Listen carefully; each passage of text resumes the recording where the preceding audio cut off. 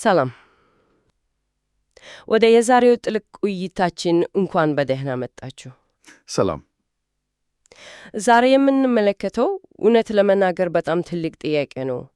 በእጃችን ያሉት ምንጮች የሚሞክሩት ዓለም ከኃጢአት ሙሉ በሙሉ ነጽቶ ፍጹም ሰላም የሰፈነበት የሚሆነውን ቤት ነው የሚለውን መመለስ ነው። አዎ፣ እና ይህን ለማድረግ ደግሞ በጣም ውስብስብ የሆነ ስነ መለኮታዊ መዋቅር ይጠቀማሉ። ልክ ነው። ሁሉም ነገር በሁለት ኩል ቃላት ዙሪያ ነው የሚያጠነጥነው፣ ትእዛዝ እና መስቀል። በትክክል። እና እነዚህ ምንጮች የሚሉት ነገር በመጀመሪያ ሲታይ እርስ በርሱ የሚጋጭ ይመስላል። አንዱ ያለ ሌላው ትርጉም የለውም ይላሉ። ግን ደግሞ ሁለቱም በተመሳሳይ ጊዜ ፍጹም አስፈላጊ ናቸው። በቃ ስለዚህ የዛሬው ዓላማችን እነዚህ ምንጮች የሐሳብ ሰንሰለቱን እንዴት እንደገመዱት ደረጃ በደረጃ እየፈታተኑ መልከት ነው። በጣም ጥሩ። እንግዲያው ከመጀመሪያው እንጀምር። ችግሩ ምንድን ነው? ምንጮቹ እንደሚሉት ፍጥረት ሁሉ መንጻት ያስፈልገዋል። ይህ ችግር ከየት ተነሳ? የሚገርመው ምንጮቹ ችግሩ የተጀመረው በድርጊት ሳይሆን በአስተሳሰብ ነው ይላሉ። በአስተሳሰብ? አዎ፣ ልክ እንደ ኮምፒውተር ቫይረስ ማለት ነው። መጀመሪያ የሚጠቃው ሶፍትዌሩን ነው፣ ማለትም አእምሮን። ሰይጣን በፍጥሯን አእምሮ ውስጥ በእግዚአብሔር ላይ ጥርጣሬን የሚፈጥር አንድ መሰረታዊ ውሸት ዘርጧል ይላሉ። ውሸቱ ምንድን ነው? ውሸቱ የእግዚአብሔርን ባህሪ የተመለከተ ነው። ፍቅሩንና ፍትሑን ጥያቄ ውስጥ የሚያስገባ እግዚአብሔር በእርግጥ ወዳቸዋል፣ ፍትሑስ አስተማማኝ ነው የሚል ጥርጣሬ። ስለዚህ እንደነዚህ ምንጮች ከሆነ ኃጢአት ማለት ሕግን መጣስ ብቻ ሳይሆን በዚህ የውሸት ፕሮፓጋንዳ የመያዝ የማመን እና በሱ ተጽዕኖ ስር የመውደቅ ሁኔታም ጭምር ነው። ችግሩ የልብና የአእምሮ ነው ማለት ነው። በትክክል። ይህ ማለት ችግሩ ስር የሰደደ የአመለካከት ቀውስ ነው ማለት ነው። መፍትሄውስ? ምንጮቹ የኢየሱስ ደም ሁሉንም ያነጻል ይላሉ። ይህ ከዛ ውሸት ጋር እንዴት ይገናኛል? ደም እንዴት ነው ውሸትን የሚያጸዳው? በጣም ጥሩ ጥያቄ ነው። እዚህ ላይ ደም የሚለው ቃል ከባዮሎጂያዊ ትርጉሙ የሰፋ ሐሳብን ይዟል። ምንጮቹ የሚያንጸባርቁት መርህ የችግሩ ምንጭ የፈጠረው አካል መፍትሄ ሊሆን አይችልም። እሺ፣ ማለት የሰይጣን ደም የእሱን አንነት ተጽዕኖ እና የዘራው ውሸት ራሱን ሊያንጸዳ አይችልም። ልክ ጨለማን እንደማያስወግድ በቃ ብርሃን ያስፈልጋል።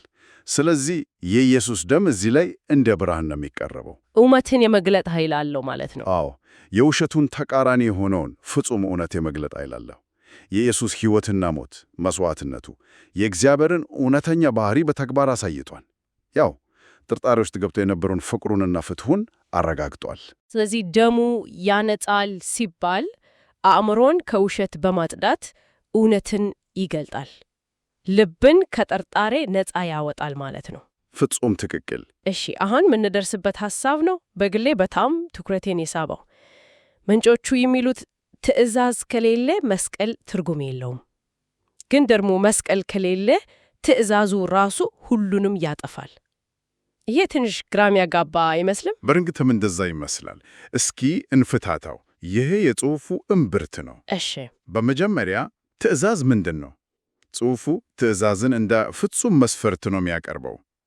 ትክክልና ስህተትን፣ ቅዱስና ርኩስን የሚለይ ማያዳግም መስመር ነው። ስለዚህ ትእዛዙ ልክ እንደ አንድ ፍጹም መስታወት ነው ማለት ነው። እንከንን ሁሉ ያሳይሃል። ጥሩ አመሳስሎ ነው። በትክክል እንከንን ያሳያል፣ ነገር ግን ሊያጽዳው አይችልም። እውነት ነው።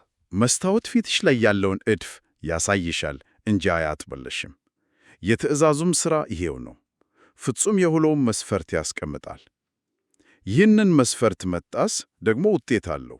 ጽሑፉ የእሳት ባህር ብሎ ወደሚጠራው ፍርድ ይመራል። ይሄ የፍትሕ ጎኑ ነው። አዎ። እሺ፣ ትእዛዙ መስፈርቱን አስቀመጣ፣ መተላለፉ ደግሞ ፍርድን አመጣ። ችግሩ የት ላይ ነው ታዲያ? ችግሩ ጽሑፉ እንደሚለው ማንም ፍጡር ከፍጹሙ ኢየሱስ በስተቀር በራሱ ኃይል ይህንን ትእዛዝ ሊጠብቅ አይችልም። ሁሉም ይወድቃሉ። ሁሉም። ስለዚህ ትእዛዙ ብቻውን ቢቀር ውጤቱ ሁሉንም ሰው ጥፋተኛ አድርጎ መኮነንና ወደ ጥፋት መምራት ይሆናል። ስለዚህ መስታወቱ ሁሉም ሰው እድፍ እንዳለበት ካሳየ እና መፍትሄ ከሌለ ውጤቱ ተስፋ መቁረጥና ፍርድ ብቻ ይሆናል። በቃ እና መስቀሉ እንደ መፍትሄ የሚመጣው እዚህ ላይ ነው ማለት ነው። አዎ ልክ ነሽ። መስቀሉ ያንን ፍቱም መስታወት ያየ ሰው የሚሄድበት መፍትሄ ነው። ጽሑፉ በሁለት አዳሞች ይመስላሉ። የመጀመሪያው አዳም ትእዛዙን ጥሶ ሞት ተፈርዶበታል። የመጨረሻው አዳም የተባለው ኢየሱስ ደግሞ አዎ፣ እሱ ደግሞ ፍጹም ሆኖ ሳለ በኃጢአተኞች ምትክ ሆኖ ያንን የትእዛዙን ፍርድ ይቀበላል። ኃጢአት ሞትን ይጠይቃል፣ ፍትሕ መከፈል አለበት። ኢየሱስም በመስቀል ላይ ያንን ቅጣት ተቀበለ። ስለዚህ መስቀሉ የትእዛዙን የፍትሕ ጥያቄ አዎ ትክክል ነህ፣ ቅጣት ይገባል ብሎ ይመልስለታል ማለት ነው። ነገር ግን ቅጣቱን በራሱ ላይ በመውሰድ ሌሎቹን ነፃ ያውጣል። ፍጹም ትክክል።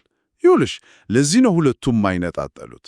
ያለ ትእዛዝ የሚከፈል የፍትሕ ዕዳ ስለማይኖር መስቀሉ ትርጉም አልባ ነው። ዝም ብሎ የተፈጸመ አሳዛኝ ክስተት ብቻ ይሆናል። ልክ ነው።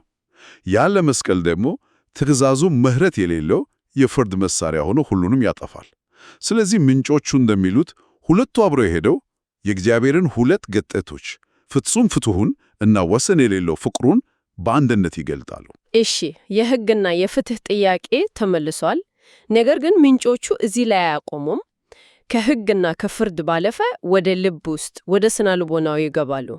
ይህ ሁሉ ለውጥ የሚያመጣው እንዴት ነው ብለው ይጠይቃሉ። አዎ፣ ይህ በጣም ወሳኝ ነጥብ ነው። ጽሑፉ አንድ ደፋር ሐሳብ ያቀርባል። ኃጢአተኞች ሲቀጡና ወደ እሳት ባህር ሲጣሉ መመልከት በሕይወት የቀሩትን ፍጡራን እግዚአብሔርን ከልብ እንዲወዱት አያደርጋቸውም ይላል። ይህ በጣም የሚገርም ምልከታ ነው። ምክንያቱም ብዙ ጊዜ የሚታሰበው የቅጣት ፍርሃት ሰዎችን መስመር ያስይዛል ተብሎ ነው። ምንጮቹ ግን በዚህ አይስማሙ። በፍርሃት ላይ የተመሠረተ መታዘዝ ውጫዊ እንጂ ውስጣዊ አይደለም ይላል። እውነተኛ አይደለም። እውነተኛ አይደለም። ቅጣትን በመፍራት ብቻ ሕግን መጠበቅ ከልብ የመነጨ ለውጥን አያመጣም። እንዲያውም በልብ ውስጥ ቅምን ወይም ያው ባገኝ ኖሮ የሚል ሱር ተላቻን ሊፈጥር ይችላል። ልክ የትራፊክ ፖሊሱን ፈርቶ ፍጥነቱን የሚቀንስ ሾፌር ማለት ነው። ፖሊሱ ሲያልፍ መልሶ ይፈጥናል። ለውጡ እውነተኛ አይደለም። ታዲያ እውነተኛውና ዘላቂውን ለውጥ የሚያመጣው ምንድን ነው? ጽሑፉ እንደሚለው እውነተኛው ለውጥ የሚመጣው የእግዚአብሔርን ፍቅር በተግባር ሲገለጥ በማየት ነው። ይኸውም ለጠላቶቹና ወደ በደሉት ፍጡራኑ ሲል በመስቀል ላይ ሁሉን ነገር አሳልፎ ሲሰጥ ማየት ነው። ያ መስዋዕትነት። አዎ፣ ያ መስዋዕትነት፣ ያ ራስን አሳልፎ የመስጠት ፍቅር ያንን ሰይጣን የዘራውን እግዚአብሔር አይወዳችሁም የሚለውን ውሸት ሙሉ በሙሉ ያፈርሰዋል። ስለዚህ ተነሳሽነቱ ከቅጣት ፍርሃት ወደ ፍቅር ምላሽ ይለወጣል ማለት ነው። ይህን ያህል ለሚወደኝ አምላክ ክፉ ነገር አልሰራም ወደሚል ደረጃ መድረስ። በትክክል ጽሑፉ ይህንን ሲገልጽ ይህ የፍቅር ድርጊት የፍጡራንን ነፃ ፍቃድ ፍጹም ያደርገዋል። ቆይ ኃጢአት የመስራት ዕድልን ያስወግዳል። ይህ ማለት ነፃ ፍቃዳቸውን ያጣሉ ማለት አይደለም። ስህተትን የመምረጥ አማራጭ ከሌለ ነፃነት አለ ወይ? ይህ በጣም ወሳኝ ጥያቄ ነው።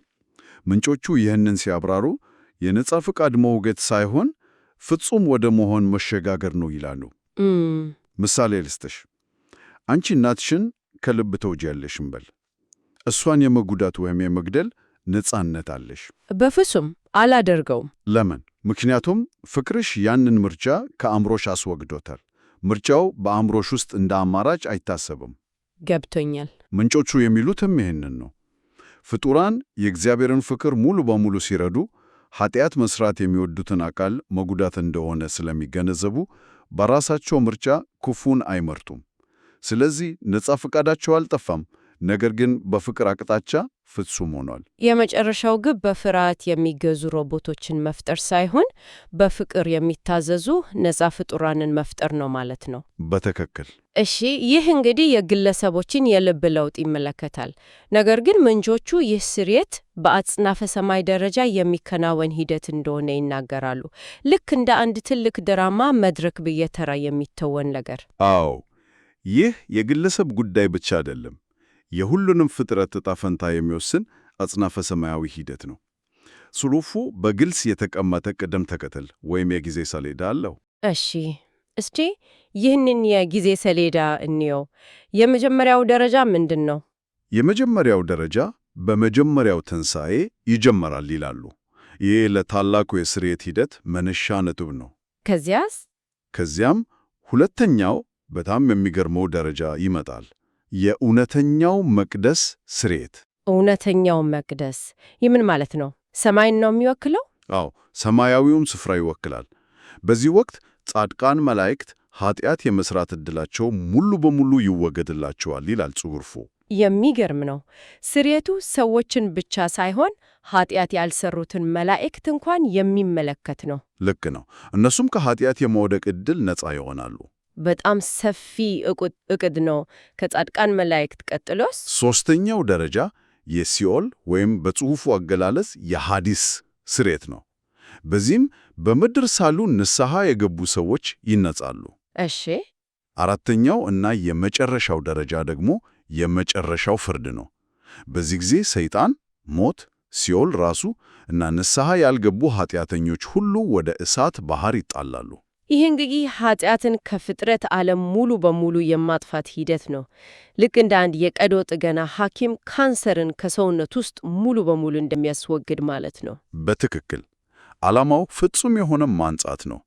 የእያንዳንዱ የፍጥረት ክፍል ሰማይም ሆነ ምድር፣ መላእክትም ሆኑ ሰዎች በዚህ ሂደት ውስጥ ያልፋሉ። እሺ፣ ከመጀመሪያው ችግር ማለትም ከአእምሮ ውስጥ ከተዘራው ውሸት ተነስተን በትእዛዝና በመስቀል አይተን አሁን ደግሞ በአጽናፈ ሰማይ ደረጃ የተከናወነውን የማንጻት ሂደት አይተናል። ታዲያ ይህ ሁሉ ካለቀ በኋላ ምን ይሆናል? የመጨረሻው ውጤት ምንድን ነው? የመጨረሻው ግብ ፍጹም የሆነ ፍጥረት መፍጠር ነው። ኃጢአት ሙሉ በሙሉ ከተወገደ በኋላ እግዚአብሔርንና ጎረቤቶቻቸውን ከልብ የሚወዱ ፍጡራን ብቻ አይቀሩ። እናም ትእዛዛቱን የሚጠበቁት በግዴታ ሳይሆን በተፈጥሯቸው ነው። ምክንያቱም ነፃ ፈቃዳቸው በፍቅር ፍጹም ሆኗል። ትክክለኛውን ነገር ማድረግ መተንፈስ ያህል ተፈጥሯዊ ይሆንላቸዋል። ስለዚህ የቀደመው የኃጢአት፣ የውሸት፣ የፍርድና የስቃይ ታሪክ ያበቃና ፍጹም አዲስ ምዕራፍ ይጀምራል። ልክ ነው። ጽሑፉ ይህንን ፍጹም የሆነ ፍጥረት ወልድ ለአብ እንደሚያቀርበው ይገልጻል። ከዚያም አብ በሁሉ ነገር ላይ ሁሉን ይሆናል በሚል ሐሳብ ይደመድማል። ይህም ማለት የፍጥረት የመጀመሪያ ዓላማ ተፈጽሟል ማለት ነው? አዎ፣ ሁሉም ነገር ከፈጣሪው ጋር ፍጹም በሆነ አንድነትና ስምምነት ውስጥ ይኖራል። በእውነት በእነዚህ ምንጮች ውስጥ የቀረበው ስነ መለኮታዊ ሥርዓት እጅግ ሰፊና ውስብስብ ነው። ፍትሕን ከፍቅር፣ ፍርድን ከምሕረት እንዲሁም የግለሰብን ምርጫ ከአጽናፈ ሰማያዊ ዕቅድ ጋር በሚያስደንቅ ሁኔታ ያገናኛል። እንደ መጨረሻ ማሰቢያ እዚህ ላይ አንድ አስገራሚ ሐሳብ አለ።